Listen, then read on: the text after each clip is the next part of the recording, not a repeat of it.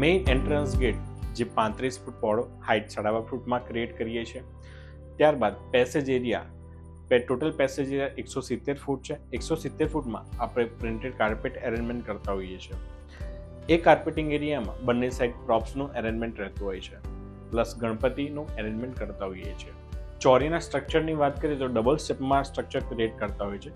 Dependent ચોરી selection ઉપર હોય છે કે જેવું ચોરી સિલેક્શન થાય એ પ્રમાણે એનું સ્ટ્રક્ચર રહેતું હોય છે. મોસ્ટલી 24x24 અને 20x20નું એ રીતનું હોય, આઈધર 20x20નું કે 16x16નું સ્ટ્રક્ચર હોય છે. ચોરીની અંદર જે હવનકુંડ, બાજોટ, પાટલા એ બધું ઇન્ક્લુડિંગ થતું હોય છે. ચોરીની અંદર રાજારાણી ખુરશી અવેલેબલ થતી હોય છે. ત્યારબાદ બ્રાઇડલને ગ્રૂમ માટે આપણે જે રેડ કાર્પેટ બિછાઈએ છીએ એમની એન્ટ્રી માટે. વ્યવહાર કે દેશ ભરવાની વિધિ માટે એક સ્ટેજ ક્રિએટ કરતા હોઈએ છીએ. સ્ટેજ ઉપર ગાદલા બિછાઈને આપતા હોઈએ છીએ, જેની ઉપર દરેક વિધિ થતી હોય છે. ઓર્કેસ્ટ્રાનું સ્ટેજ ક્રિએટ કરીએ છીએ, જેમાં આર્ટિસ્ટ લોકો લગ્ન ગીતો એ લોકો ત્યાં એમનું પ્લે કરતા હોય છે. 2 VIP સિટિંગ અરેન્જમેન્ટ કરતા હોઈએ છીએ. 2 VIP સિટિંગમાં લેધર સોફાનું અરેન્જમેન્ટ રહેતું હોય છે. ચોરીની સરાઉન્ડિંગમાં લેધર સોફાનું અરેન્જમેન્ટ રહેતું હોય છે. ત્યારબાદ એની પાછળ બેન્ક્વેટ ચેરની રો રહેતી હોય છે. બેન્ક્વેટ ચેર વિથ કવર આપણે અરેન્જ કરતા હોઈએ છીએ.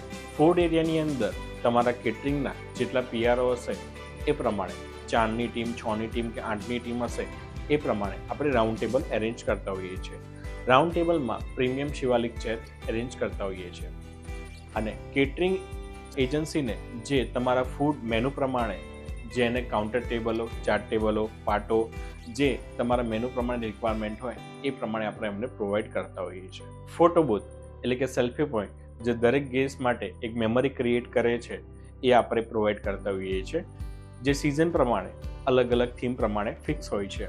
બંને ફેમિલી જ્યારે સાથે ડિનર કરવા બેસે ત્યારે પંચોલાનું અરેન્જમેન્ટ કરતા હોઈએ છીએ. પંચોલાનું અરેન્જમેન્ટમાં ટેબલ્સ પ્રોવાઈડ કરીએ છીએ. ત્યારબાદ કેટરિંગવાળા એમાં સિટિંગ અરેન્જમેન્ટ અને અલગ અલગ પ્રોપ્સથી ડિઝાઇન કરતા હોય છે. લાઇટિંગમાં વાત કરીએ તો લાઇટિંગની અંદર જે આપણે main entrance gate, passage area છે બંને, એ પેસેજ એરિયામાં જે બી ડેકોરેશન કરેલું હોય એને વધારે બ્યુટીફુલ કરવા માટે આપણે પાલ લાઇટ અરેન્જમેન્ટ કરતા હોઈએ છીએ. લોન એરિયામાં લોનને વધારે બ્યુટીફુલ કરવા માટે ગ્રીન સોડિયમ, યલો સોડિયમ અને સિરીઝ લાઇટનો ઉપયોગ કરતા હોઈએ. તે અંદર અને બહાર બંને બાજુ યુઝ કરતા હોઈએ છીએ. પ્લગ પોઈન્ટ કેટરિંગવાળાને, ડિસ્પ્લેવાળાને, ફોટોગ્રાફરને, સાઉન્ડવાળાને, ઓર્કેસ્ટ્રાવાળાને અલગ અલગ એજન્સીને જે રિક્વાયરમેન્ટ હોય એ પ્રમાણે આપણે પ્લગ પોઈન્ટ પ્રોવાઈડ કરતા હોઈએ છીએ. આપણે 125 kVનું સ્ટેન્ડ બાય જનરેટર અરેન્જ કરતા હોઈએ છીએ.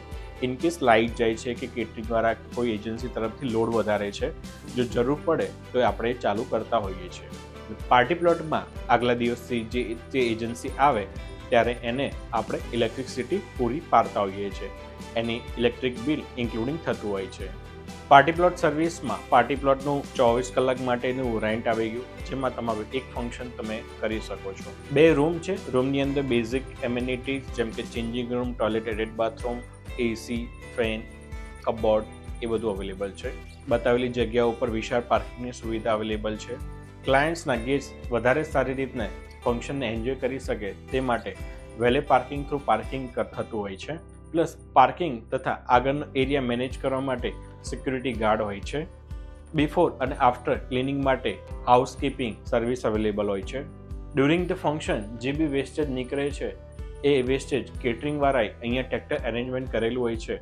એ ટ્રેક્ટરની અંદર ટોટલી આખા ફંક્શનનો વેસ્ટેજ એમાં નાખવાનો હોય છે. એટલે કેટરિંગ એજન્સીને કોઈ હેડેક હોતું નથી કે એ વેસ્ટ ક્યાં લઈ જશે, કેવી રીતે નાખશે. એ અહીંયા એક ટ્રેક્ટર મૂકેલું હોય, ડાયરેક્ટ એમાં જ એમને નાખી દેવાનું હોય છે. અને કેટરિંગ એજન્સી જે આગલા દિવસથી આવે તેને બેઝિક જરૂરી જે વાપરવાનું પાણી હોય એ પાણી પ્રોવાઈડ કરીએ છીએ, પ્લસ લાઇટ પ્રોવાઈડ કરીએ છીએ. એક્સક્લુડિંગ સર્વિસમાં ફ્લાવર ડેકોરેશન અને ડીઝલ ઇન જનરેટર છે. ફ્લાવર ડેકોરેશનમાં કોઈ પણ જાતના ફ્લાવર ઇન્ક્લુડિંગ નથી.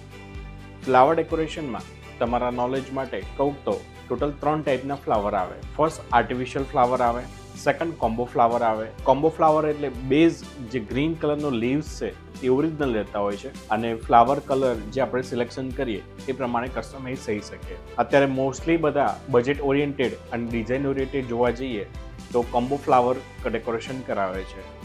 જસ્ટ બિકોઝ ઓફ કે બજેટ ફ્રેન્ડલી છે અને કસ્ટમાઇઝ આપણી રિક્વાયરમેન્ટ પ્રમાણે થઈ શકે છે. અને ત્રીજો ઓપ્શન ફ્લાવરમાં છે રિયલ ફ્લાવર, જેનો બેઝ બી રિયલ અને ફ્લાવર બી રિયલ. એ ડિમાન્ડ અને સપ્લાય પ્રમાણે ફ્લાવર ડેકોરેશનનો પ્રાઇસ કન્સિડરેશન હાઈ લો થઈ શકે છે. એટલે મોસ્ટ પ્રોબેબલી બધા કોમ્બો ફ્લાવર પ્રિફર કરે છે. અને ડીઝલ ઇન જનરેટરની અંદર ઇનકેસ કે કેટરિંગવાળાનો લોડ વધારે હોય ને આપણને જાણ ના કરી હોય અને સડનલી લાઇટ જાય છે, અધરવાઇઝ કોઈ ઇલેક્ટ્રિક શોર્ટ સર્કિટ થયું છે અને લાઇટ જાય છે, તો એ લાઇટ ડ્યુરેશનની પ્રોસેસની અંદર આપણે જનરેટર સ્ટાર્ટ કરતા હોઈએ છીએ અને એની અંદર જે ડીઝલ યુટિલાઇઝેશન થાય એ પ્રમાણે એનો ચાર્જિસ ગણાતો હોય છે. તમને ડેકોરેટરની, લાઇટિંગની તથા પાર્ટી પ્લોટની સર્વિસીસ જે એમ્યુનિટીઝ બતાવી છે તે ફક્ત 2,65,000નું પેકેજ છે.